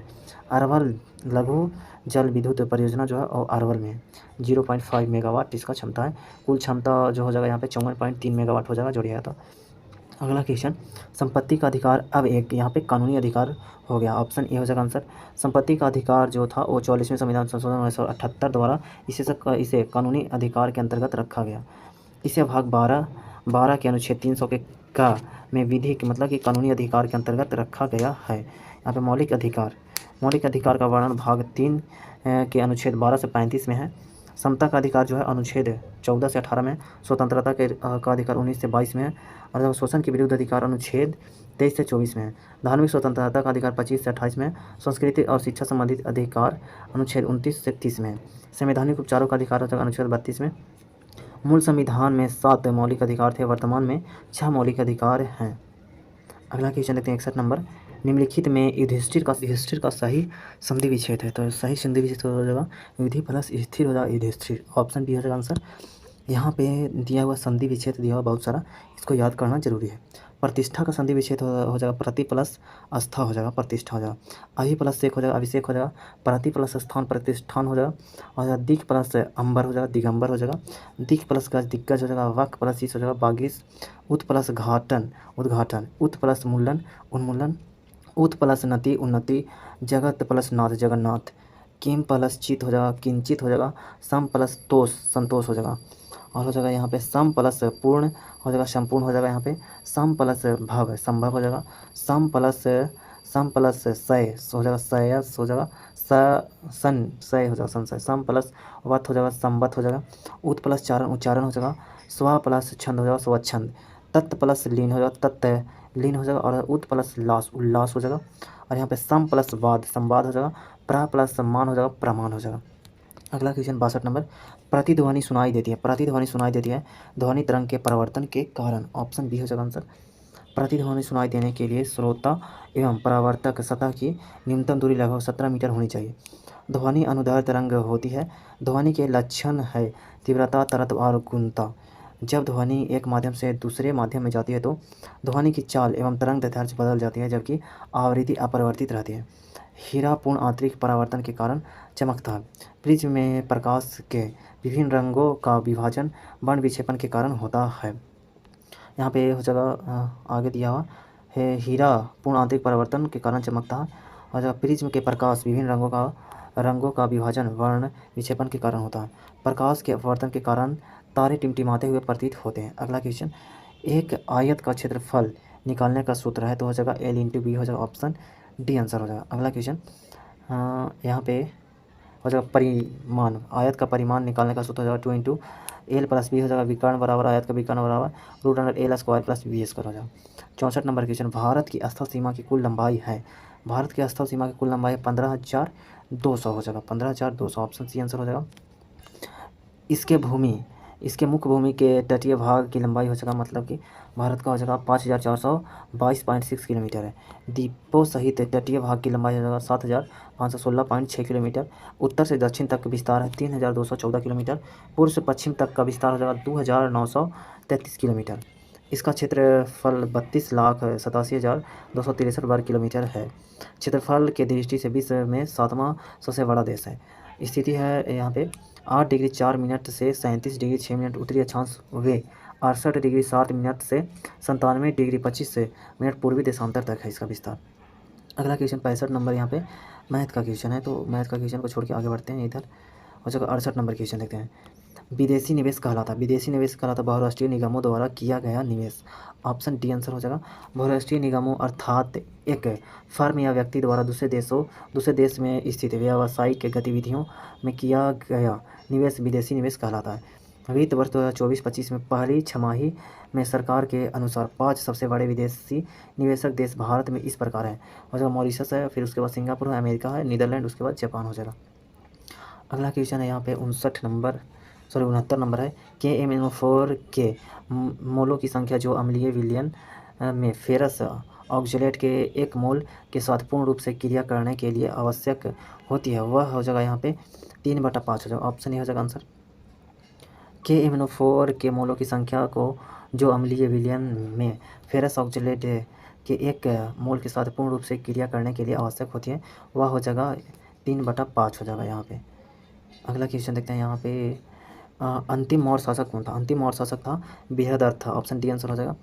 मौर्य वंश का संस्थापक चंद्रगुप्त मौर्य थे। जस्टिन चंद्रगुप्त मौर्य को सैड्रोकोट्स कहा, जिसकी पहचान विलियम जोन्स ने चंद्रगुप्त मौर्य से की। विशाखादत्तकृत मुद्राक्षस में चंद्रगुप्त मौर्य के लिए ब्रिसल शब्द का प्रयोग किया गया। घनानंद को हराने में चाणक्य ने चंद्रगुप्त मौर्य की मदद की थी। कौटिल्य द्वारा लिखित पुस्तक अर्थशास्त्र है, जिसका संबंध राजनीति से है। हो जाएगा यहाँ पर चंद्रगुप्त ने 350 ईसा पूर्व में सेल्यूकस निकेटर को हराया। चंद्रगुप्त मौर्य ने जैन गुरु भद्रबाहु से जैन धर्म की दीक्षा ली थी। मेघास्थनीस सेल्यूकस निकेटर का राजदूत था जो चंद्रगुप्त मौर्य के दरबार में रहता था। मेघास्थनीस द्वारा लिखी गई पुस्तक इंडिका है। बिंदुसार को अमित्रघात शत्रु विनाशक के नाम से जाना जाता है। बिंदुसार आजीवक संप्रदाय का अनुयायी था। आजीवक संप्रदाय की स्थापना मखलीपुत्र गोसाल ने की थी। वायु पुराण में बिंदुसार को भद्रसार कहा गया। बिंदुसार के दरबार में डाइमेकस नामक राजदूत आया था। अशोक के माता का नाम सुभद्रांगी था। दिव्यांगवादान के अनुसार मासिकी गुर्जरा नेतुर तथा उडेगोलम लेखा में अशोक का नाम अशोक मिलता है। अगला क्वेश्चन 71 नंबर। रॉकेट का कार्य प्रणाली का सिद्धांत आधारित है, तो यह आधारित है संवेग के संरक्षण पर आधारित है। ऑप्शन ए हो जाएगा आंसर। रॉकेट की कार्य प्रणाली का सिद्धांत संवेग संरक्षण पर आधारित है। रॉकेट को उड़ाने में न्यूटन का तृतीय गति नियम का कार्य करता है। न्यूटन का तृतीय गति नियम प्रत्येक क्रिया के बराबर परंतु विपरीत दिशा में प्रतिक्रिया होता है। संवेग संरक्षण का सिद्धांत है यदि कणों के किसी समूह या निकाय पर कोई बाह्य बल नहीं लग रहा हो तो उस निकाय का कुल संवेग नियत रहता है, अर्थात टक्कर के पहले और बाद का संवेग बराबर होता है। अगला क्वेश्चन देखते हैं। राज्यसभा की बैठक के लिए आवश्यक गणपूर्ति है, तो हो जाएगा 25 है। ऑप्शन ए हो जाएगा आंसर। राज्यसभा की बैठक के लिए आवश्यक गणपूर्ति 25 है। संविधान के अनुच्छेद 100 के तहत संसद के किसी भी सदन की बैठक का गठन करने के लिए गणपूर्ति सदन के कुल सदस्यों की संख्या का 10वां हिस्सा है। राज्यसभा की कुल सदस्यता 245 है, इसलिए 25 सदस्यों की उपस्थिति इसकी बैठक के गठन के लिए पर्याप्त गणपूर्ति है। भारतीय संविधान का अनुच्छेद 80 राज्यसभा की संरचना का प्रावधान करता है। राज्यसभा के सदस्यों की अधिकतम संख्या 250 हो सकती है, परंतु वर्तमान में यह 245 है। अगला क्वेश्चन। निम्न में से कौन सा निरोधी उपायों के कम प्रभावी होने का कारण नहीं है, तो जब काफ़ी योजनाएं परस्पर व्ययी है। ऑप्शन बी हो जाएगा आंसर। इसका व्याख्या देखते हैं। गरीबी या निर्धनता जो है जीवन के लिए न्यूनतम उपभोक्ता आवश्यकताओं को प्राप्त करने में असमर्थ होना, जैसे भोजन, वस्त्र, मकान, शिक्षा आदि। निर्धनता उन्मूलन हेतु सरकार द्वारा चलाए गए महत्वपूर्ण कार्यक्रम। प्रधानमंत्री उज्ज्वला योजना, दीनदयाल उपाध्याय ग्रामीण कौशल योजना, दीनदयाल उपाध्याय अंत्योदय योजना हो जाएगा, प्रधानमंत्री आवास योजना ग्रामीण आदि। अगला क्वेश्चन।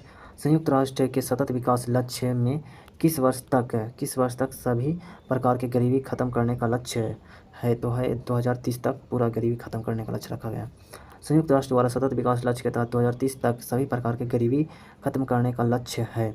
सतत विकास लक्ष्य SDG उन्हें वैश्विक लक्ष्य के रूप में जाना जाता है। इसके तहत 17 सतत विकास लक्ष्य एकीकृत है। कोई गरीबी नहीं होना चाहिए यहाँ पे।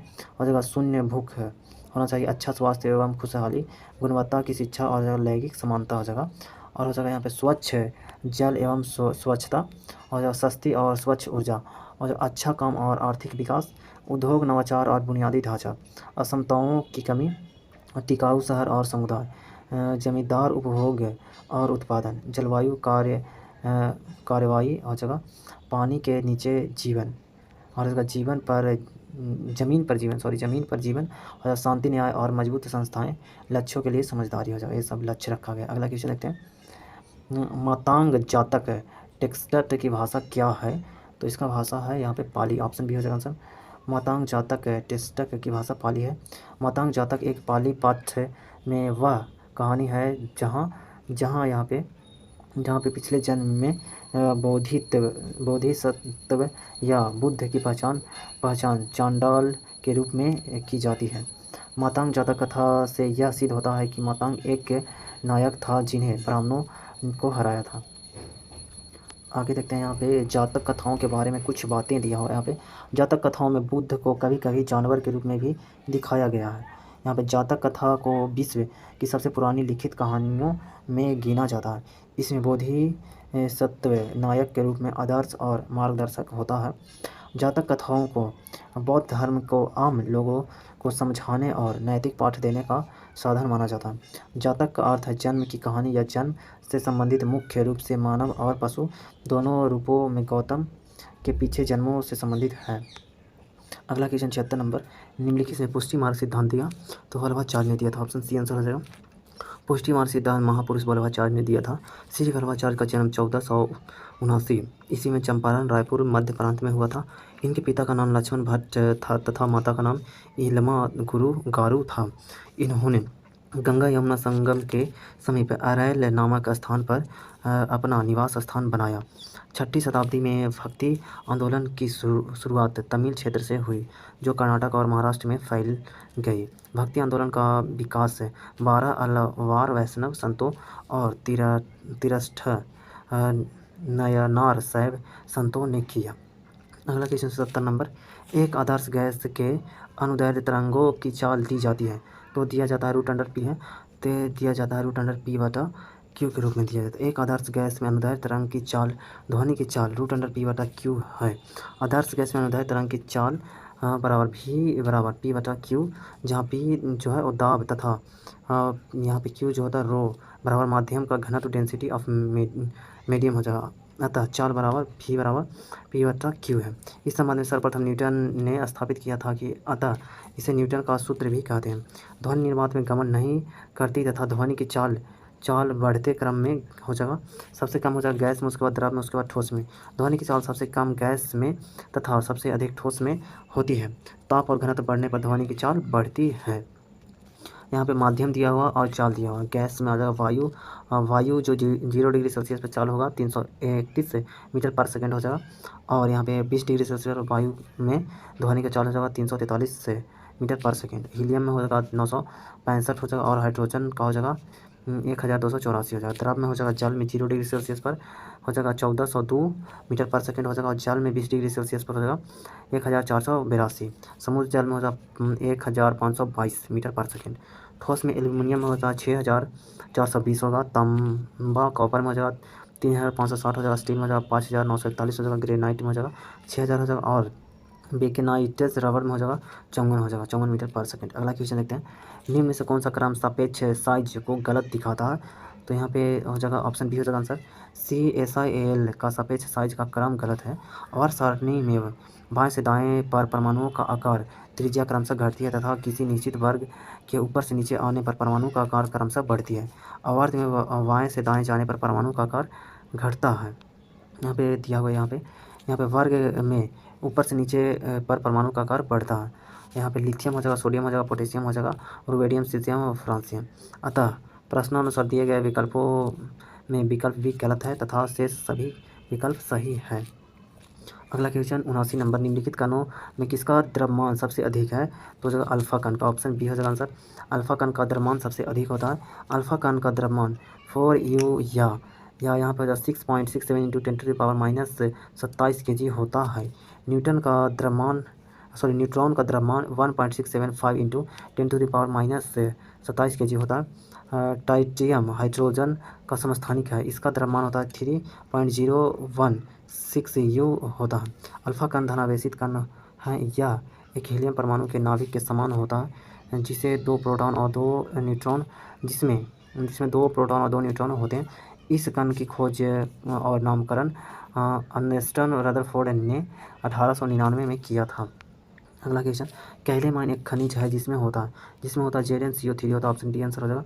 कैलेमाइन एक खनिज है जिसमें ZnCO3 होता है।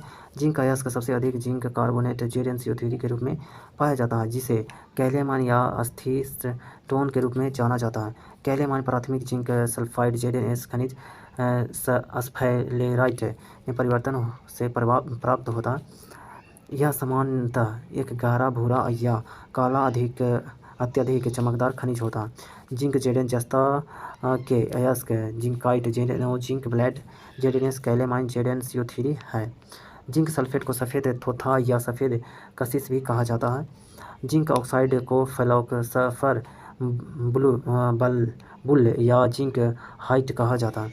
जिंक फॉस्फाइड का उपयोग चूहा विष के रूप में मतलब चूहा मारने का दवाई के रूप में किया जाता है। खनिज मिनरल भूपट्टी में प्राकृतिक रूप से पाए जाने वाले तत्व या यौगिक को खनिज कहते हैं। अयस्क वे खनिज जिनमें धातुओं को सुसामतपूर्वक तथा लाभकारी रूप से निष्कर्षित किया जा सकता है, अयस्क कहलाता है। यहाँ पे धातु अयस्क और सूत्र दिया हुआ। जिंक का अयस्क हो जाएगा कैलेमाइन हो जाएगा, जिंक ब्लेड हो जाएगा, जिंकाइट हो जाएगा। इसका जिंक कैलेमाइन का सूत्र होता है ZnCO3 होता है। जिंक ब्लेड का सूत्र हो जाएगा ZnS हो जाएगा और जिंकाइट का सूत्र हो जाएगा ZnO हो जाएगा। सिल्वर का अयस्क हो जाएगा नेटिव सिल्वर हो जाएगा, अर्जेटाइट हो जाएगा और हो जाएगा हॉर्न सिल्वर हो जाएगा। इसका हो जाएगा AgCl3 हो जाएगा सूत्र और अर्जेटाइट का हो जाएगा Ag2S हो जाएगा और नेविट सिल्वर का हो जाएगा Ag हो जाएगा, इसका सूत्र हो जाएगा। अगला है एल्युमिनियम का अयस्क हो जाएगा बॉक्साइट हो जाएगा, क्रायोलाइट हो जाएगा, करंडम हो जाएगा और हो जाएगा डायस4 हो जाएगा। बॉक्साइट का सूत्र Al2O3 इंटू 2H2 हो जाएगा और क्रायोलाइट का सूत्र Na2AlF6 हो जाएगा और करंडम का हो जाएगा Al2O3 हो जाएगा डायस4 का हो जाएगा AlO और हो जाएगा टाइम्स OH हो जाएगा, इसका सूत्र हो जाएगा। सोडियम का अयस्क हो जाएगा सोडियम क्लोराइड हो जाएगा बोरेक्स हो जाएगा, सोडियम नाइट्रेट हो जाएगा, इसको चिली साल्ट बीटर बोलते हैं। सोडियम क्लोराइड का यहाँ सूत्र हो जाएगा NaCl हो जाएगा और बोरेक्स का हो जाएगा Na2B4O7 इंटू 10H2 हो जाएगा और सोडियम नाइट्रेट का हो जाएगा NaNO3 हो जाएगा। पोटेशियम का अयस्क का पोटेशियम क्लोराइड हो जाएगा, पोटेशियम कार्बोनेट हो जाएगा, पोटेशियम नाइट्रेट हो जाएगा हो जाएगा। यहाँ पे पोटेशियम क्लोराइड का सूत्र KCl हो जाएगा, पोटेशियम कार्बोनेट K2CO3 हो जाएगा और पोटेशियम नाइट्रेट हो जाएगा KNO3 हो जाएगा। अगला क्वेश्चन, 77वें कांस फिल्म फेस्टिवल में निम्नलिखित में से किस भारतीय अभिनेत्री ने अन्य 10 रिकॉर्ड श्रेणी में सर्वश्रेष्ठ अभिनेत्री का पुरस्कार जीता? तो वो अनुसुईया सेन गुप्ता ने जीता। ऑप्शन बी हो जाएगा आंसर। पामेडी और पुरस्कार अनोरा सेनी वेकर हो जाएगा। यहाँ पे जो दिया हुआ यहाँ पे हो जाएगा सर्वश्रेष्ठ अभिनेता, यहाँ पे हो जाएगा जेसी प्लेमंस हो जाएगा। सर्वश्रेष्ठ अभिनेत्री हो जाएगा एमेलिया फेरेज हो जाएगा और सर्वश्रेष्ठ निर्देशक मिगुएल गोन्स हो जाएंगे और यहाँ पे पायल कापड़िया निर्देशित भारतीय फिल्म ऑल बी इमेजिन एवं लाइट ने ग्रांड प्रिंस पुरस्कार जीता है। अगला क्वेश्चन, फ्रेंच ओपन टूर्नामेंट 2024 में पुरुष एकल खिताब निम्नलिखित में से किसने जीता? तो ये जीता था Carlos Alcaraz. Option B answer हो जाएगा। उन्होंने फाइनल में जर्मनी को अलेक्जेंडर ज्वेरेव को हराया था। यह कार्लोस अल्काराज का पहला फ्रेंच ओपन खिताब और तीसरा ग्रैंड खिताब है। महिला एकल खिताब इगा रेवायते ने जीसिमन पायोलिन को हराकर जीता। फ्रेंच ओपन दुनिया का सबसे बड़ा क्ले कोर्ट टेनिस टूर्नामेंट है। यह साल के 4 ग्रैंड स्लैम टूर्नामेंट में दूसरा है, जिनका आयोजन मई के आखिरी और जून की शुरुआत में होता है। ऑस्ट्रेलियन ओपन जनवरी के मध्य में होता है और होता है यहाँ पे फ्रेंच ओपन मई के अंत से जून के शुरुआत में होता है। यहाँ पे होता है विंबलडन ओपन होता है जून जुलाई में होता है और US ओपन होता है अगस्त सितंबर में होता है। उपयुक्त चारों ग्रैंड स्लैम टूर्नामेंट को मेजर भी कहा जाता है। ऑस्ट्रेलियन तथा USA ओपन हार्ड कोर्ट पर खेले जाते हैं, जबकि फ्रेंच ओपन क्ले कोर्ट और विंबलडन घास कोर्ट पर खेला जाता है। अगला देखते हैं आगे क्या है। अगला क्वेश्चन है यहाँ पे 83 नंबर रीजनिंग का क्वेश्चन है। तो रीजनिंग का क्वेश्चन को छोड़ के आगे बढ़ते हैं 84 नंबर में। बिहार के निम्नलिखित जिला में से कौन सा बिहार के नक्शे पर सर्वाधिक पूर्व में, सबसे पूर्व में है यहाँ पे किशनगंज है, ऑप्शन ये हो जाएगा आंसर। कैमूर बिहार का सर्वाधिक पश्चिमी जिला हो जाएगा, और पश्चिमी चंपारण बिहार का सर्वाधिक उत्तरी जिला है। गया बिहार का सर्वाधिक दक्षिणी जिला, और बिहार में कुल 38 जिला है। अगला क्वेश्चन, प्रतिचुंबकीय की चुंबकीय प्रकृति होती है, तो इसका होता है ऋणात्मक होता है, ऑप्शन बी हो जाएगा आंसर। प्रतिचुंबकीय पदार्थ की चुंबकीय प्रकृति ऋणात्मक होती है। चुंबक वैसे पदार्थ होते हैं जिनके पास रखे लोहीय पदार्थ उनकी ओर आकर्षित हो जाते हैं। लगभग 600 BC में एशिया माइनर में मैग्नेशिया नामक स्थान पर कुछ ऐसे पत्थर पाए गए जिनमें लोहे के छोटे छोटे टुकड़ों की अपनी ओर आकर्षित करने का गुण मौजूद था। ये पत्थर लोहे के ऑक्साइड मैग्नेटाइट Fe3O4 के थे। पत्थर के टुकड़े मैग्नीशिया नामक स्थान पर पाए जाने के कारण इन्हें मैग्नेट कहा गया। मैग्नेट को हिंदी में चुंबक कहा जाता है। यहाँ पे चुंबकीय पदार्थ के प्रकार दिया हुआ है, तो यहाँ पे 3 प्रकार होते हैं चुंबक का। प्रतिचुंबकीय पदार्थ होता है, और होता है अनुचुंबकीय पदार्थ, और लौह चुंबकीय पदार्थ। प्रतिचुंबकीय में आ जाएगा जस्ता, बिस्मथ, तांबा, चांदी, सोना आ जाएगा। अनुचुंबकीय पदार्थ में हो जाएगा प्लेटिनम, सोडियम, क्रोमियम और ऑक्सीजन आ जाएगा। यहाँ पे लौह चुंबकीय में आ जाएगा लोहा, निकल, कोबाल्ट, इस्पात आ जाएगा। यहाँ पे देखते हैं प्रतिचुंबकीय पदार्थ है। कुछ पदार्थ ऐसे भी हैं जिन्हें चुंबकीय क्षेत्र में लटका देने पर वे क्षेत्र के समकोणीय दिशा में आ जाते हैं। इस श्रेणी के पदार्थों की चुंबकीयता म्यू का मान बहुत कम, और यहाँ पे चुंबकीय प्रवृत्ति के का मान ऋणात्मक होता है। ऐसे पदार्थ को जब समरूप चुंबकीय क्षेत्र में रखा जाता है तो हवा की अपेक्षा पदार्थ से होकर कम बल रेखाएं गुजरती है। बिस्मथ, एंटीमनी, चांदी, तांबा, जिंक, सोना, सीसा, जल, अल्कोहल, हवा, हाइड्रोजन आदि इस श्रेणी के पदार्थ हैं। अब देखते हैं अनुचुंबकीय पदार्थ। यहाँ पे अनुचुंबकीय पदार्थ वे पदार्थ हैं जो चुंबकीय क्षेत्र में रखने पर क्षेत्र की दिशा में थोड़ी सी म्यू का मान 1 से कम चुंबकीय हो जाते हैं। Platinum, chromium, sodium, aluminium, oxygen आदि इसके उदाहरण हैं। आगे है लौह चुंबकीय पदार्थ। यहाँ पे लौह चुंबकीय पदार्थ वे पदार्थ हैं जो चुंबकीय क्षेत्र में रखने पर क्षेत्र की दिशा में प्रबल रूप से चुंबकित हो जाते हैं। लोहा, निकल, कोबाल्ट, इस्पात यह इसके उदाहरण हैं। आगे है चुंबक के प्रकार। यहाँ पे अस्थायी चुंबक होता है और अस्थायी चुंबक होता है। तो अस्थायी चुंबक देखते हैं, नर्म लोहा शीघ्र ही चुंबक बन जाता है और शीघ्र ही इसका चुंबकत्व समाप्त हो जाता है। इसलिए अस्थायी चुंबक बनाने के लिए नर्म लोहे का प्रयोग किया जाता है। उदाहरण के लिए विद्युत घंटी, ट्रांसफार्मर, कोड, डायनामो आदि के अस्थायी चुंबक नर्म लोहे के बनाए जाते हैं। अस्थायी चुंबक फौलाद या इस्पात कठिनता से चुंबक बनता है और कठिनता से ही इसका चुंबकत्व समाप्त होता है। उदाहरण के लिए लाउडस्पीकर हो जाएगा यहाँ पे, और दिक्सूचक हो जाएगा, गैल्वेनोमीटर आदि के अस्थायी चुंबक इस्पात के ही बनाए जाते हैं। आप देखते हैं चुंबक के गुण। चुंबक सदैव लोहे के पदार्थ को आकर्षित करता है। चुंबक को तोड़ने पर हमेशा पूर्ण चुंबक प्राप्त होता है। पूर्ण चुंबक में चुंबकीय गुण सदैव ध्रुवों पर ज़्यादा होता है। स्वतंत्र चुंबकीय ध्रुव का कोई अस्तित्व नहीं होता है। किसी चुंबक को पीटने या गर्म करने पर उसकी चुंबकीय शक्ति नष्ट हो जाती है।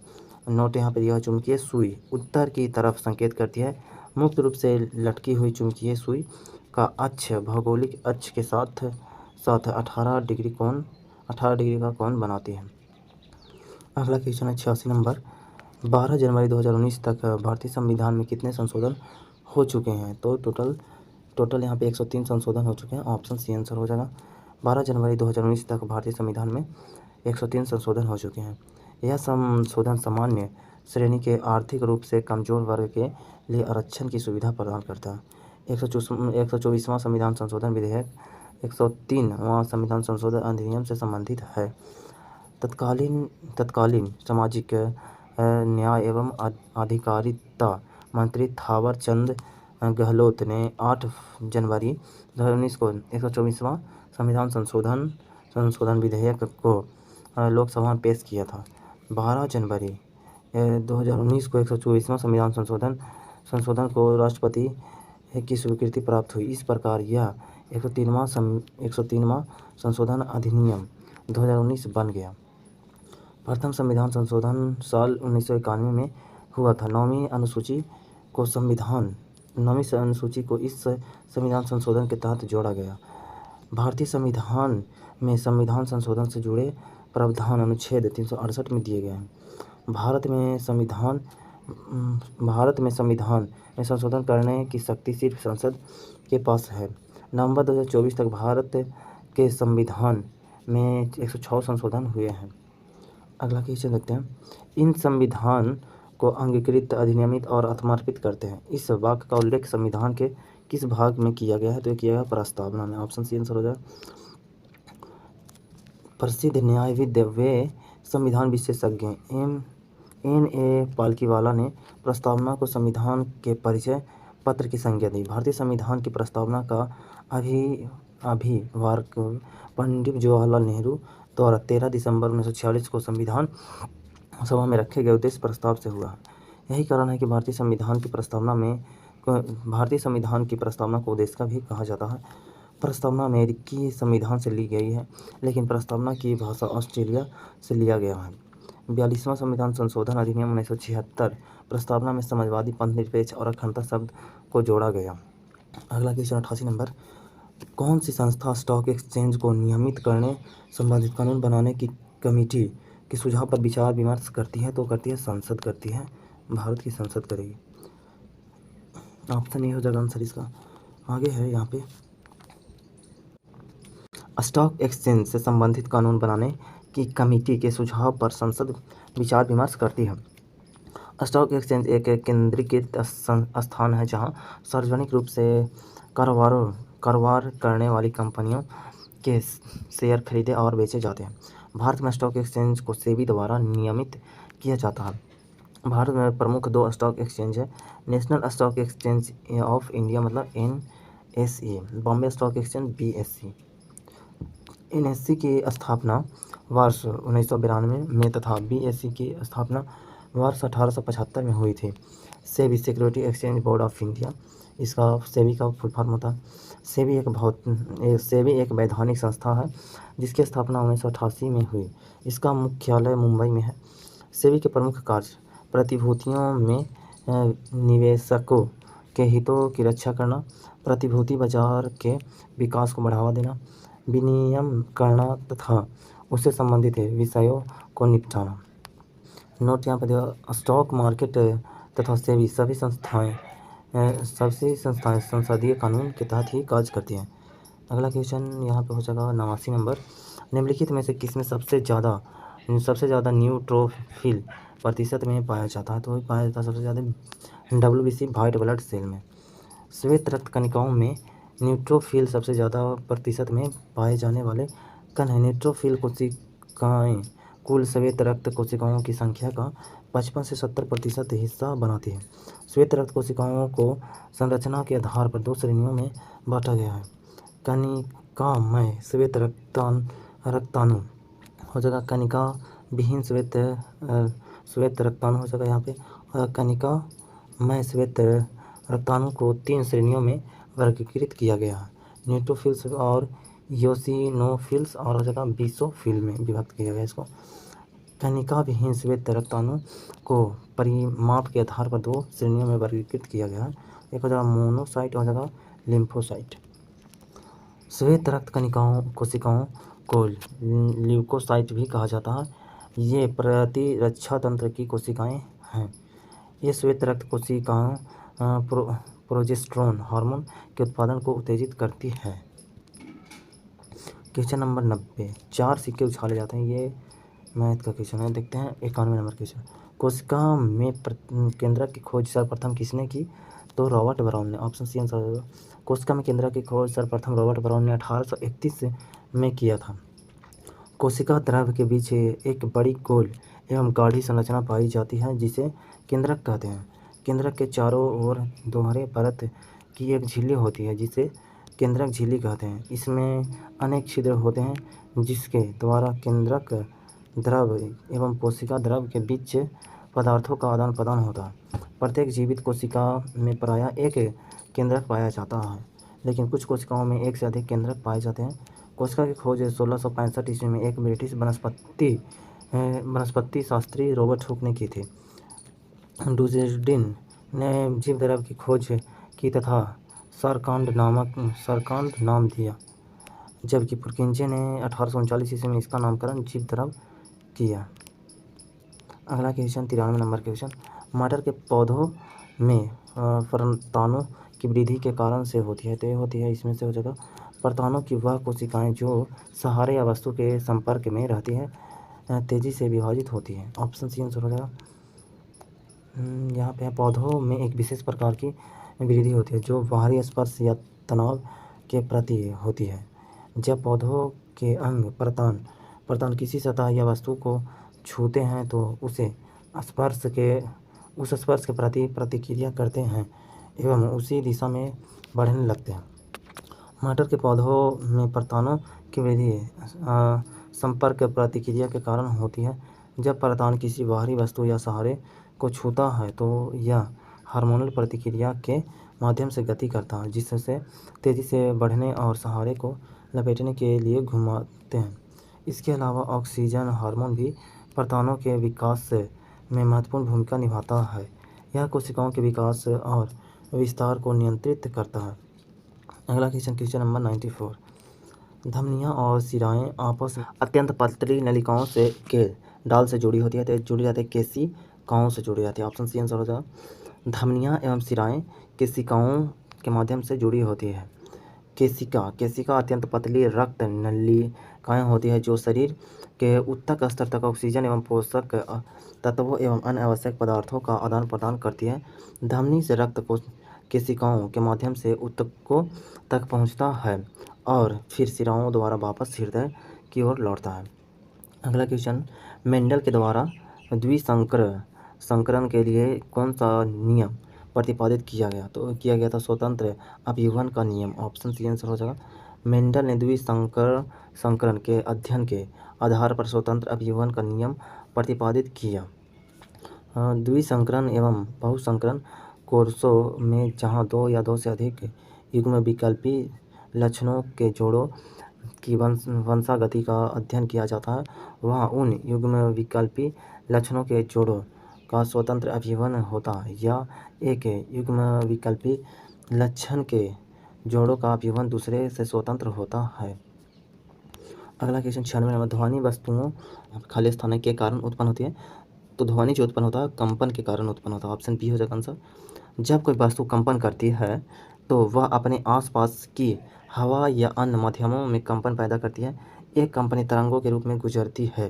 ध्वनि का संचार माध्यम पर निर्भर करती है। यह ठोस, द्रव एवं गैसों किसी भी माध्यम में गमन कर सकती है। ध्वनि ऊर्जा का एक रूप है जो तरंग के रूप में संचारित होती है। यह ऊर्जा हमारे कानों में श्रवण संवेदना उत्पन्न करती है।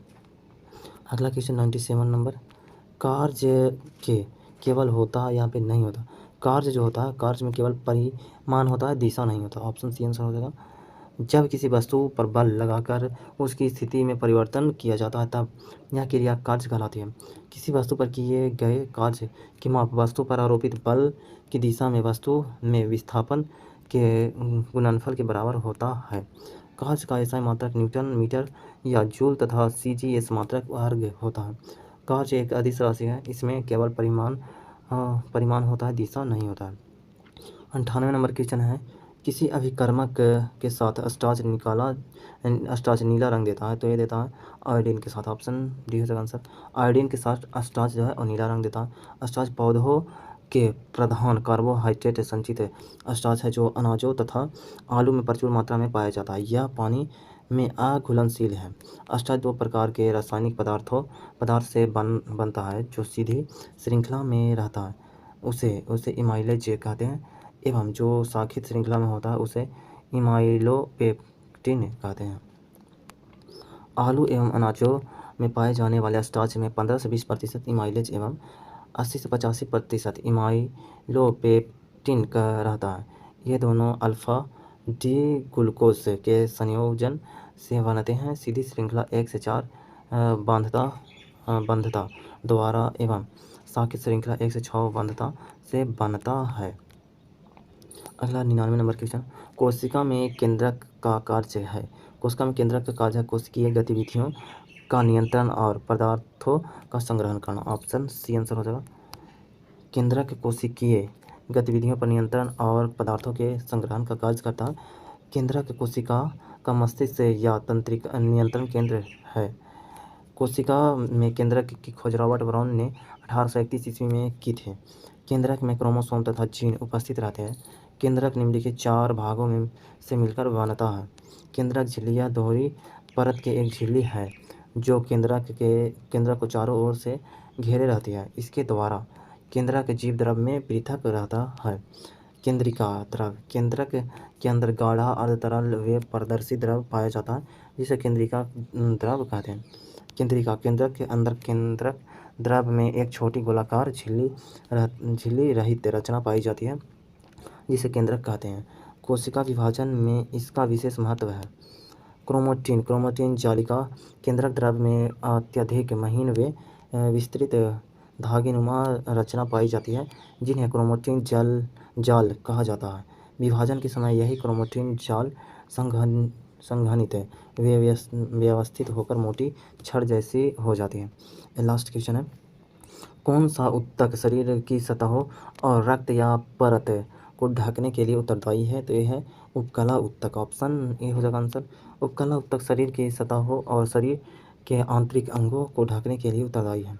उपकला ऊतक, यह ऊतक शरीर के बाह्य आवरण की रक्षा करता है, साथ ही श्वसन, उत्सर्जन, संवेदन तथा अवशोषण की क्रिया को पूर्ण करने में सहायक होता है। यह शरीर के कुछ आंतरिक अंगों को ढकने का भी कार्य करता है। खत्म हो गया चौथा नंबर सेट। अगर इसका आपको PDF चाहिए तो टेलीग्राम ज्वाइन कर लीजिए। टेलीग्राम का लिंक डिस्क्रिप्शन में दिया है।